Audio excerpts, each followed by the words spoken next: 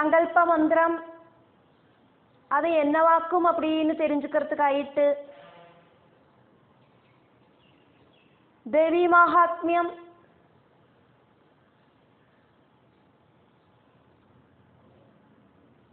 பாராயணம் பண்றதுக்கு சங்கல்ப மந்திரத்தை சொல்லுவோமே, அந்த சங்கல்ப மந்திரத்தை இதுல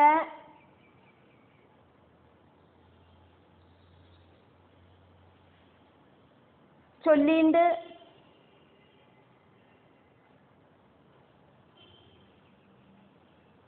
சங்கல்ப மந்திரம் அதனோட அர்த்தம் என்னவாக்கும் அப்படிங்கிறத தெரிஞ்சுக்கலாம். ஓம் ஸ்ரீ கணேச சாரதா குருப்யோ நமः. மகாகணபதி விக்னங்களை எல்லாம் இல்லாம பண்ணற விக்னேஸ்வரன், மகா சரஸ்வதி ஞானத்தை தர சரஸ்வதி தேவி, குரு இவாளையெல்லாம் தொழுதுண்டு தேவி மகாத்மியத்தை நம்ம ஆரம்பிக்கிறோம். ஓம் நம சண்டிகாயை நமः.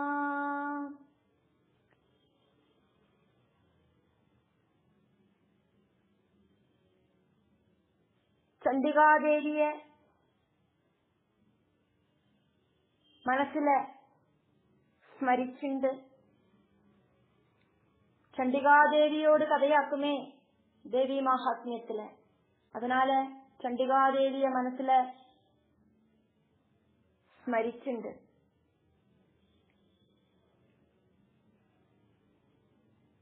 அதுக்கப்புறமா மகாகணபதிய മനസ്സില് ധ്യാനിച്ചുണ്ട്.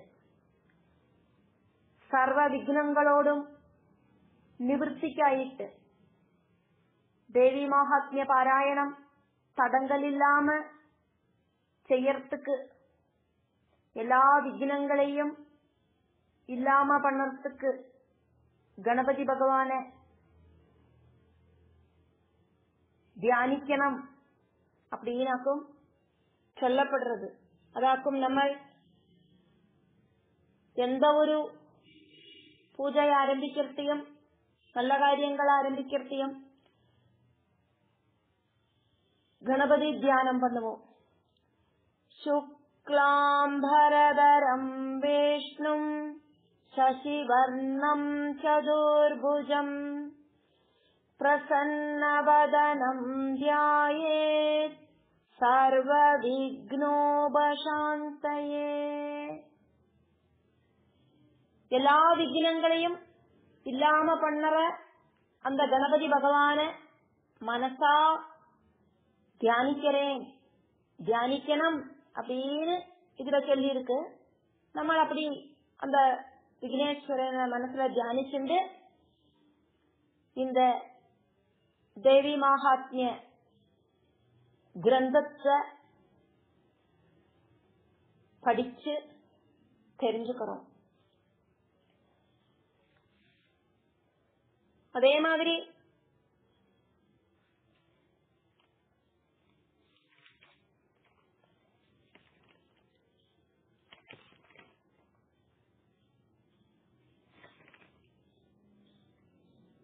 சங்கல்ப மந்திரம் அப்படிங்கிறது இருக்கு. அது என்னவாக்கும் அப்படிங்கறத நான் இங்க சொல்லறேன், அவ்வளவுதான்.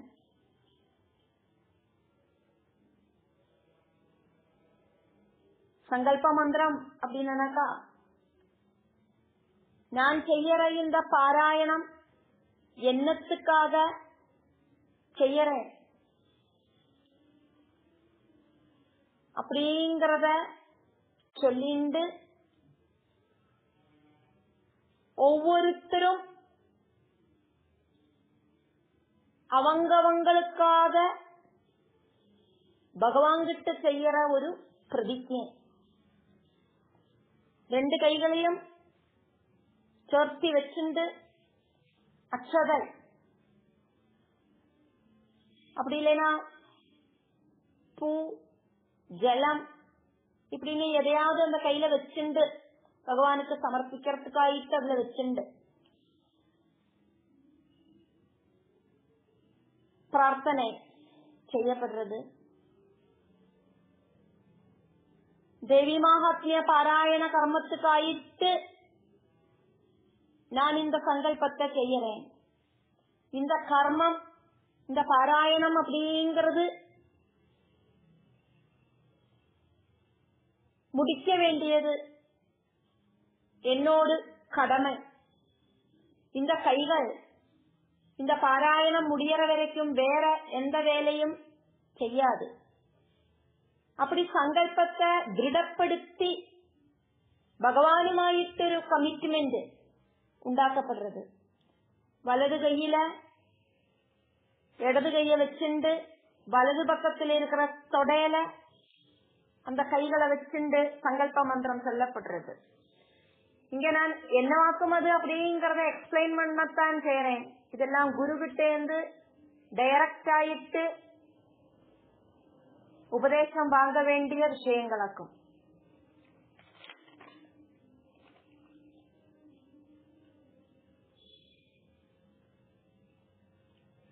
அதுக்கப்புறம் பூஹு புவஹா சுவஹா ஓம், அதாக்கும் பூர்புவ சுவரோம் அப்படின்னு சொல்லப்படுறது. பூஹு அப்படின்னா பூமி, புவஹா அப்படின்னா அந்தரீட்சம், ஸ்வஹா அப்படின்னா ஸ்வர்க்கம். காயத்ரி மந்திரத்தோடு வியாகிருதி மந்திரமாக்கும். இது 3 லோகங்களை இண்டிகேட் செய்யற மந்திரம். 3 லோகங்களை ஸ்மரிக்கிறதுக்கு, மனசுல நினைக்கிறதுக்கு இந்த மந்திரம் நமக்கு ஹெல்ப் பண்றது. திரிலோகம் அப்படிங்கிறது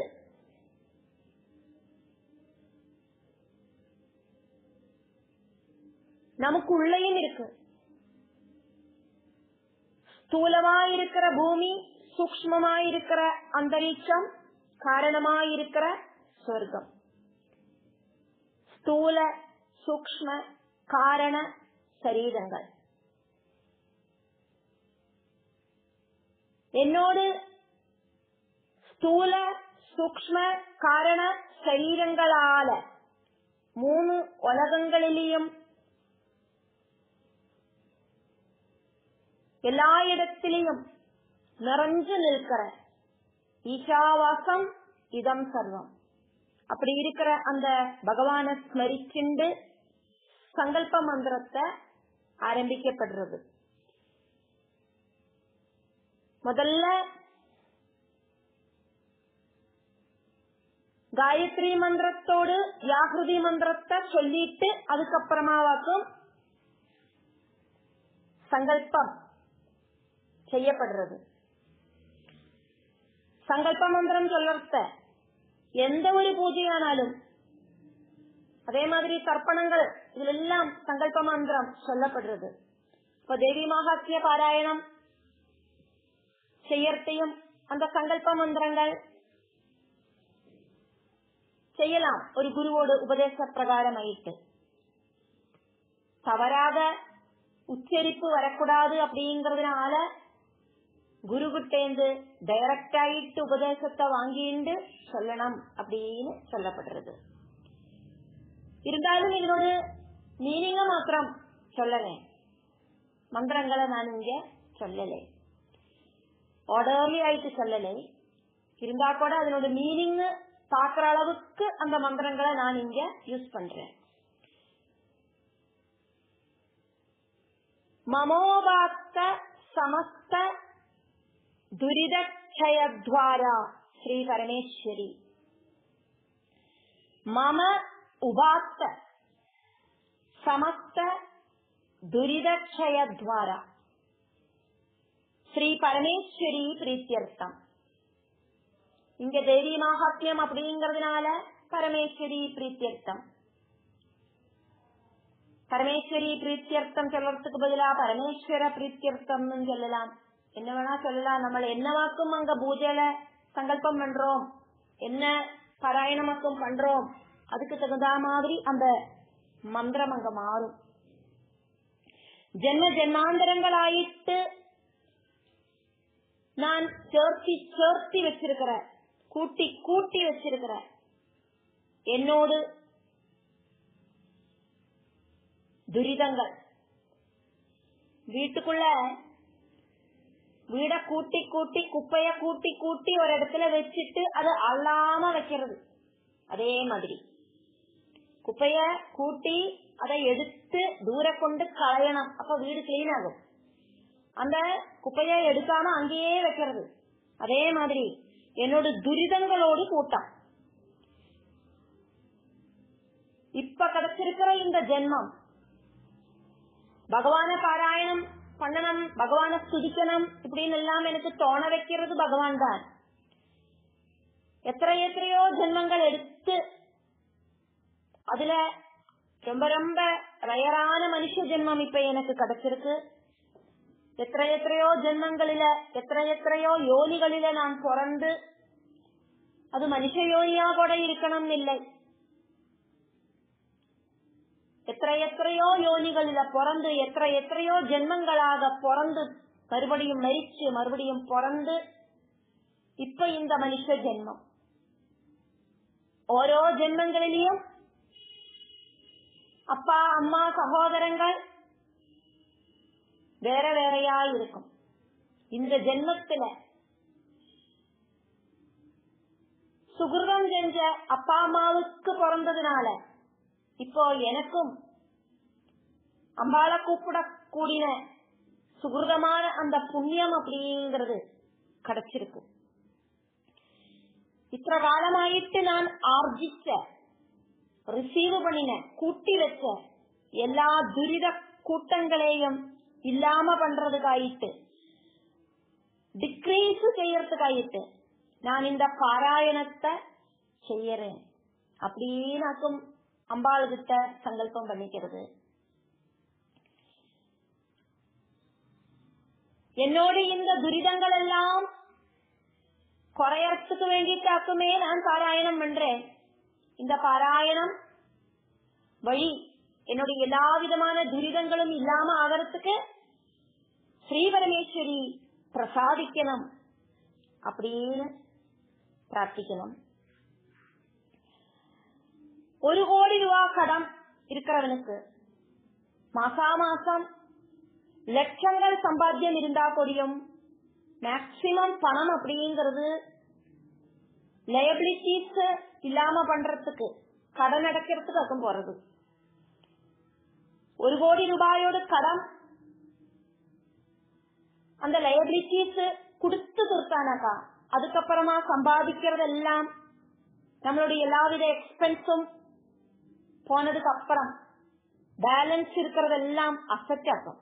அதே மாதிரி நான் நிறைய துரிதங்களை ஜென்ம ஜென்மாந்தரங்களாயிட்டு கூட்டி கூட்டி சேர்த்து வச்சு அது ஒரு லைபிலிட்டி மாதிரி வச்சுருக்கேன். நான் செய்யற தேவி மகாத்மிய பாராயணம் அப்படிங்கிற புண்ணிய கர்மத்தால என்னோட பாவத்தோடு டெபாசிட் கம்மியாயி வந்து நில் பேலன்ஸ் ஆகணும். பாவமே இருக்கப்படாது. அப்படி பாவமே இல்லாத அவஸ்தை வரத்த அதுக்கப்புறமா செய்யற புண்ணிய கர்மங்கள் எல்லாம் என்னோட அசெட் ஆயிட்டு மாறும். என்ன அசெட் ஆக்கும்? அது புண்ணியம் அப்படிங்கிற அசெட் ஆயிட்டு மாறும். அதுக்காக நான் இந்த புண்ணிய பிரவൃத்தியை செய்யறேன் அப்படின்னு ஆக்கும் அந்த சங்கல்பம். இந்த சங்கல்ப மந்திரத்துல இருக்கிற வார்த்தைகள் புரியாது அப்படிங்கறதுனால இப்படி எக்ஸ்பிளைன் பண்ணிட்டு இருக்கேன். அப்படின்னு அம்பாள் கிட்ட நம்ம என்னத்துக்காக்குமோ இந்த புண்ணிய பிரவൃத்தி செய்யறோம் அப்படிங்கறத சொல்லிட்டு அம்பாள் கிட்ட என்னோட துரிதங்களை எல்லாம் இல்லாம பண்ணணுமே அப்படின்னு பிரார்த்திச்சுட்டு ஏது காலத்திலேயாக்கும் இந்த பாராயணம் செய்யறோம் அப்படிங்கறத விவரிக்கிறதாக்கும் சங்கல்ப மந்திரத்துல இருக்கு. முதல்ல காலம் அப்படிங்கிறது இம்பார்ட்டன்ட், மஸ்ட். நம்ம இப்போ ஒரு கல்யாணமோ அதே மாதிரி ஒரு ஃபங்க்ஷனோ எல்லாம் இருக்கிறத எந்த வருஷம், எந்த மாசம், எந்த டேட்டு, எந்த முகூர்த்தம், எந்த நாள் இப்படி எல்லாம் குறிக்கிறோம். எந்த பிளேஸ், எந்த மண்டபம் இப்படின்னு எல்லாம் சொல்லுறோமே, அதே மாதிரி. அப்ப முதல்ல ஆத்ய பிரம்மணகா, பிரம்மாவுக்கு மொத்தம் 100 வயசு, பிரம்மாவோட ஆயுள் 50 வயசு அப்படிங்கிறது ஒரு பரார்த்தம். அப்படி பிரம்மாவுக்கு 2 பரார்த்தமாக்கும் அவரோடு ஆயுள் காலகட்டம். ஒரு பரார்த்தம் அப்படிங்கிறது 50 வயசு. அப்போ 50 வயசு முடிஞ்சு பிரம்மா 2வது பரார்த்தத்தோடு ஸ்டார்டிங்கிலேயாக்கும் இருக்கார். அந்த காலகட்டத்திலேயாக்கும் நம்ம இருக்கோம். அதனால பிரம்மாவோடு 50 வயசு முடிஞ்சு 51வது வயசு ஸ்டார்ட் பண்ற நாள்லயாக்கும் நம்ம இருக்கோம். அதனால இங்க என்ன சொல்லப்படுறது அப்படின்னாக்கா, ஆத்ய பிரம்மணஹா திதீய பரார்த்தே, 2வது பரார்த்தத்துல 51வது வயசோட ஆரம்பத்துல அப்படின்னு சொல்லுறோம். அதுக்கப்புறமா என்ன சொல்லப்படுறது, ஸ்வேத வராக கல்பே. என்ன கல்பத்திலேயாக்கும் நம்ம இருக்கோம் அப்படின்னா, ஸ்வேத வராக கல்பத்திலேயாக்கும் இருக்கும். ஓரோ கல்பங்களுக்கும் பேர் இருக்கு. அதுல ஸ்வேத வராக கல்பத்துல நம்ம இருக்கோம். அதுக்கப்புறமா மன்வந்தர நேராக்கும் அப்படின்னு சொல்லப்படுறது. இப்ப மன்வந்தரம் அப்படின்னாக்கா, ஒரு மன்வந்தரம் அப்படிங்கிறது 72 மகா யுகங்கள் சேர்ந்ததாக்கும் ஒரு மன்வந்தரம். அது எப்படியாக்கும் அந்த கால்குலேஷன் அப்படின்னு சொன்னாக்கா, பிரம்மாவோடு ஒரு பகல் அப்படிங்கிறது சதுர்யுகங்கள் சேர்ந்த 1000 யுகங்களாக்கும். சதுர்யுகம் சொல்றது கிருதயுகம், திரேதாயுகம், துவாபர யுகம், கலியுகம். அப்படி சேர்ந்ததாக்கும் ஒரு சதுர்யுகம். அப்படி 1000 சதுர்யுகங்கள் சேர்ந்ததாக்கும் பிரம்மாவுக்கு ஒரு பகல். அதே மாதிரியே 1000 சதுர்யுகங்கள் சேர்ந்ததாக்கும் பிரம்மாவுக்கு ஒரு ராத்திரி. அப்போ பிரம்மாவுக்கு ஒரு பகல் காலையளவு அப்படிங்கிறது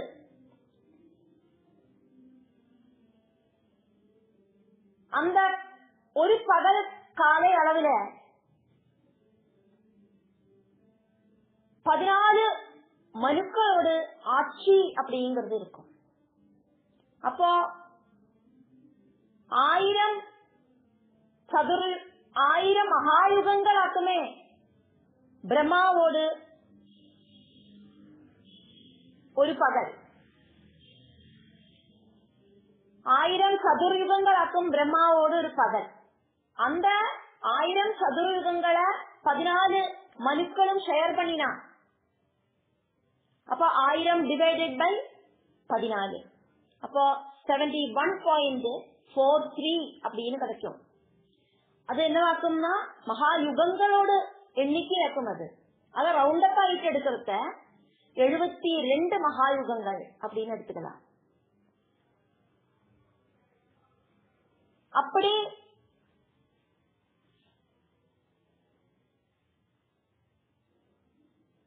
அந்த 14 மனுக்கள் ஆட்சி பண்ணற அந்த பிரம்மாவோடு பகலில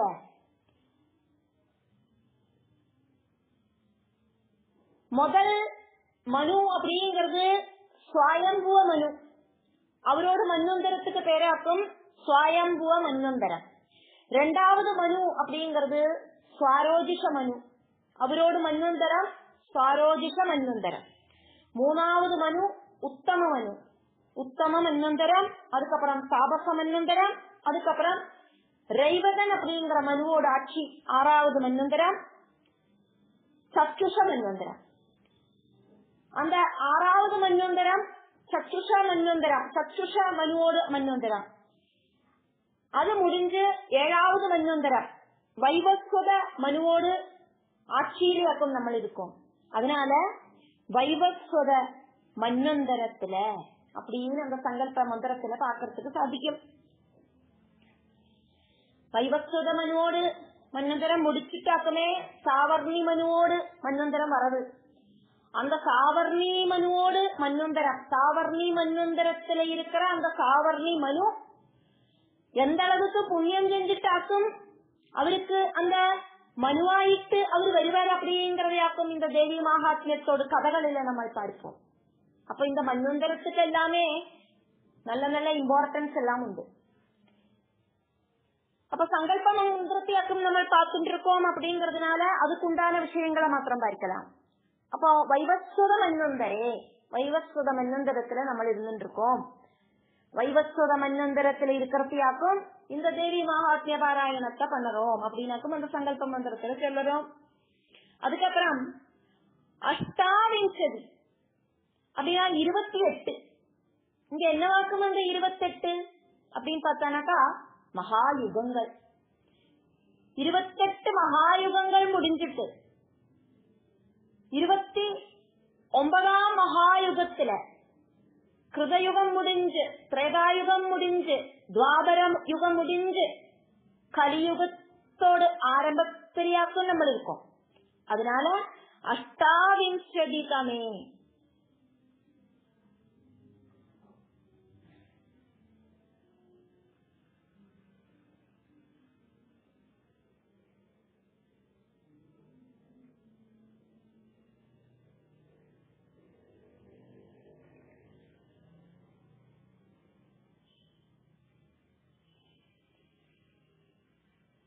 இப்படியெல்லாம் சொல்லிட்டு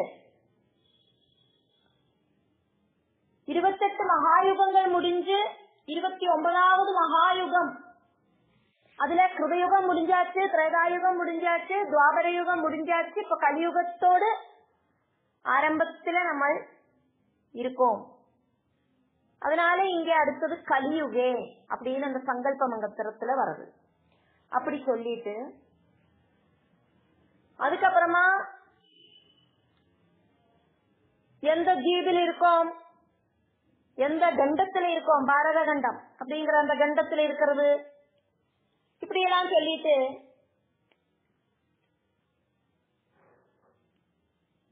சம்வத்சரத்தோட பேரு சொல்லறோம். எந்த சம்வத்சரத்திலேயாக்கும் நம்ம இப்போ இருந்துட்டு இருக்கோம் அப்படிங்கிறது. சுபகிருத் சம்வத்சரம், சோபனகிருத் சம்வத்சரம் அப்படின்னு எல்லாம் பஞ்சாங்கத்தை எடுத்து பார்த்தா காணறதுக்கு சாதிக்கும். அத சொல்லிட்டு அதுக்கப்புறமா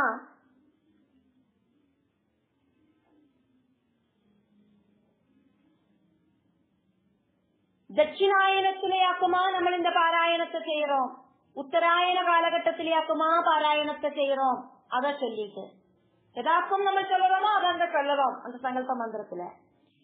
அதே மாதிரி ரிதுவோடு பேரு வசந்த ரிதுவாக்குமா, ஹேம ரிதுவாக்குமா அப்படிங்கிற அந்த ரிதுவோடு பேரை சொல்லிட்டு, அதே மாதிரி எந்த மாசமாக்கும் அந்த மாசத்தோடு பேரை சொல்லிட்டு, அதே மாதிரி அந்த பாராயணம் நடத்துற திதி என்ன திதியாக்கும் அப்படின்னு சொல்லிட்டு, அதே மாதிரி கிருஷ்ண பட்சத்திலேயாக்குமா செய்யறோம், சுக்ல பட்சத்திலேயாக்குமா செய்யறோம் அப்படிங்கிற அந்த பட்சத்தோடு பேரை சொல்லிட்டு, அதே மாதிரி நாள் 7 நாட்கள் உண்டு, சனி ஞாயிறு திங்கள் அப்படின்னு, அதுல ஏது நாள்லயாக்கும் நம்ம செய்யறோம் அப்படின்னு சொல்லிட்டு, ஏது நட்சத்திரத்திலேயாக்கும் செய்யறோம் அப்படின்னு சொல்லிட்டு, அதே மாதிரி எல்லாத்துக்கும் முகூர்த்த சமயம் குறிக்கிற மாதிரி தேவி மகாத்மிய பாராயணம், தேவி பாகவத பாராயணம், இப்படி எல்லாம் நவாகமாயிட்டு எல்லாம் செய்யறத முகூர்த்த சமயங்கள் எல்லாம் குறிச்சுட்டாக்க நம்ம அதை செய்வோம். அப்போ அந்த முகூர்த்த சமயம், லக்ன சமயம் அதை என்னவாக்கும் அப்படிங்கறத சொல்லிட்டு, அதாவது அந்த பாராயணம் செய்யற கர்மத்தோடு டைம், லக்ன டைம் அதை சொல்லிட்டு, இதெல்லாம் சொல்லிட்டு உறுதி பண்றதாக்கும் சங்கல்ப மந்திரம். இதெல்லாம் சொல்லிட்டு என்ன செய்யணும் அப்படின்னா, அஸ்யாம் இந்த பாராயணத்தால என்னோடு சகல പാപങ്ങളും ഇല്ലാമായിട്ട് ദേവി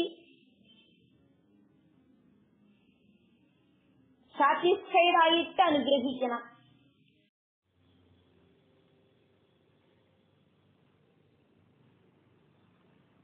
மந்திரத்தோடு அர்த்தம் தெரிஞ்சு வேணும் வைதிக கர்மம் செய்யறதுக்கு. அதையாக்கும் இந்த மந்திரம் நம்மளை படிப்பிக்கிறது. 9வது மந்திரம் ஈஷாவாஸ்ய உபனிஷத்துல இருக்கிற 9வது மந்திரம். இந்த ஸ்லோகத்துல வித்யை அப்படிங்கிறதுக்கு அர்த்தம் ஆத்மஞானம் அப்படின்னு எடுத்துக்காமையாக்கும் நம்ம பார்க்கிறோம் அப்படிங்கிறத பார்த்தோம். ஆத்மவித்யை அப்படின்னு அர்த்தத்தை எடுத்துட்டானா சகாம கர்மம் செய்யறதுக்கு சாதிக்காது. கர்மவுமாயிட்டு கனெக்ட் செய்யப்படுற வித்யாயிட்டாக்கும் இந்த வித்யை தெரிஞ்சுக்கணும். நான் இந்த பூவுலகில என்னெல்லாம் செய்யறேனோ அந்த கர்மங்கள் எல்லாம் என்னோடு சரீரத்துக்குள்ள இருக்கிற என்னோடு ஆத்மாவை அந்த பரமபதத்துல கொண்டு போய் சேர்க்கிறதுக்காயிட்டு என்னோட கர்மங்கள் எல்லாம் பவிக்கணும் அப்படின்னாக்கும் நம்ம பிரார்த்திக்கணும் அப்படின்னாக்கும் இந்த மந்திரம் நம்மளை படிப்பிக்கிறது.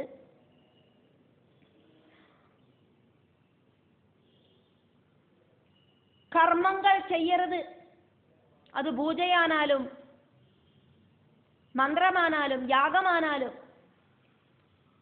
நல்ல போல அதனோடு அர்த்த காரியங்களை தெரிஞ்சு வேணும் செய்யறதுக்கு அப்படின்னு இந்த மந்திரம் சொல்றது. மந்திரங்களோடு அர்த்தங்களை நன்னா தெரிஞ்சுண்டு மந்திரம் உச்சரிக்கணும் அப்படின்னு சொல்ற மாதிரி என்ன ஒரு பிரவൃத்தி பண்ணினாலும் அந்த பிரவൃத்தி அப்படிங்கிறது சத் பிரவൃத்தி ஆகணும். அந்த பிரவൃத்தி நம்மளோடு சரீரத்துக்குள்ள இருக்கிற அந்த ஜீவனை அந்த பரபிரம்மத்துல லயிப்பிக்கிறதுக்கான ஒரு டூல்ஸ் ஆயிருக்கணும், உபாயமாயிருக்கணும். அதாக்கும் இந்த மந்திரத்துல சொல்ற விஷயம். மந்திரம் அர்த்தம் தெரிஞ்சுட்டு தவறில்லாம் உச்சரிக்கணும்னு சொல்ற மாதிரி அப்படியாக்கமானா இங்க சொல்லப்பட்டிருக்கிற வித்யை தேவதா உபாசனைக்கான ஞானம் அப்படிங்கிறதாக்கும். தேவதா உபாசனா கர்மங்களை செய்யறத தேவதா விஷயங்களை சம்பந்திச்ச ஞானம் உண்டாகணும். ஆவாகன மந்திரம், சமர்ப்பண மந்திரம், நிவேத்திய மந்திரம் இப்படின்னு நிறைய மந்திரங்கள் இருக்கு. அதனோடதெல்லாம் அர்த்தங்களை தெரிஞ்சிருக்கணும். கடமைகளை செய்யாதக்கு உபாசனைய மட்டும் செய்யக்கூடாது. ஆத்ம சாட்சா்காரமாக்கும் மனுஷனா பிறந்திருக்கிற எல்லாரோடும் லட்சியம் அப்படிங்கிற கடமை. அப்படி இருக்கிற லட்சியஸ்தானத்துக்கு நம்மளோடு ஜீவனை கொண்டு போகிறதுக்கான முயற்சிகளை எடுக்காத கர்மங்களை செய்யக்கூடாது. ஆத்மாவை தெரிஞ்சுக்கிறதுக்கு முயற்சி பண்றதாக்கும் இந்த கர்த்தவியம் அப்படிங்கிறது. ஆத்மாவை தெரிஞ்சுக்கிறதுக்கு முயற்சி பண்ணாதக்கி பலவிதமான உபாசனைகளில முழுகக்கூடாது. ஞானத்தை எடுத்து சொல்லற உபனிஷத்துக்களை கவனிக்காதக்கி பலவித தேவைகளுக்காயிட்டு கர்மகாண்டங்களில சொல்லற சத்குண ரஜோகுண தமோகுண விஷயமாயிருக்கிற வேதங்களை மட்டும் பின்தொடர்வாளுக்கு அஞ்ஞானத்திலேந்து விடுதல் கிடையாது. ஆத்ம ஞானத்தை தெரியறதுக்கு முயற்சி பண்ணிண்டு தேவதா உபாசனை நடத்தணும். அப்படி செய்யலை அப்படின்னா அவளுக்கு மறுபடியும் புனரபி ஜனனம் புனரபி மரணம் அப்படிங்கிற ப்ராசஸ் உண்டாகும். பகவானோடு ஆத்ம தத்துவத்தை தெரிஞ்சுக்கிறதுக்கு முயற்சி பண்ணாதக்கு சாஸ்திரங்களிலேந்து தேவதைகளை தெரிஞ்சுண்டு அப்படி தேவதைகளை உபாசிச்சு அந்த விஷயம் நடக்கணும் இந்த விஷயம் நடக்கணும் அப்படின்னு செய்யறவாளுக்கு ரொம்ப ரொம்ப துக்கம் அப்படிங்கிறது வந்து சேரும். ஜனன மரண ரூபமா இருக்கிற சம்சார சக்கரத்திலேந்து மோசனம் கொடுக்கிற ஞானத்துக்கு நம்மளை கொண்டு செல்லற ஒரு உபாதி ஆயிட்டாக்கும் நம்ம கர்மத்தை பார்க்கறதுக்கு.